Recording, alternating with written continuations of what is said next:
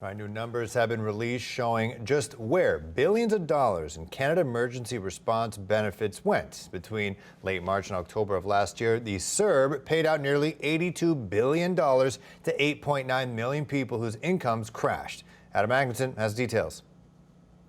We hadn't seen medically related job losses in nearly 100 years. When the pandemic hit last year, forcing the shutdown, more than 3 million Canadians lost their jobs. The unemployment rate in Canada got to a point, it was at 5.5%, got to 13.5% during the worst of COVID, and then came down to around 8.5%. While the vast majority of Canadians continued to work during the shutdown, 8.9 million people received the Canada Emergency Response benefits. If you do the math, that means the average person who collected CERB collected nearly $9,000 at the rate of $500 a week. That means the average person collected it for almost 4 months, almost 5 months.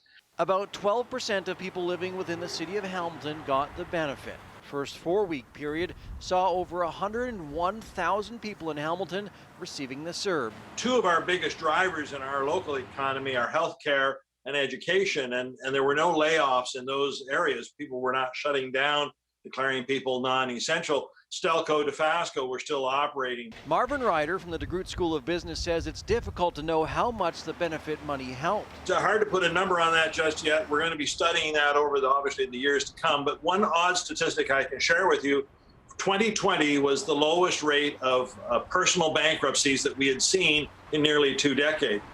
He says another interesting stat is the more than $630 million paid out to teens 15 to 17 years old. Adam Atkinson, CHCH News, Hamilton.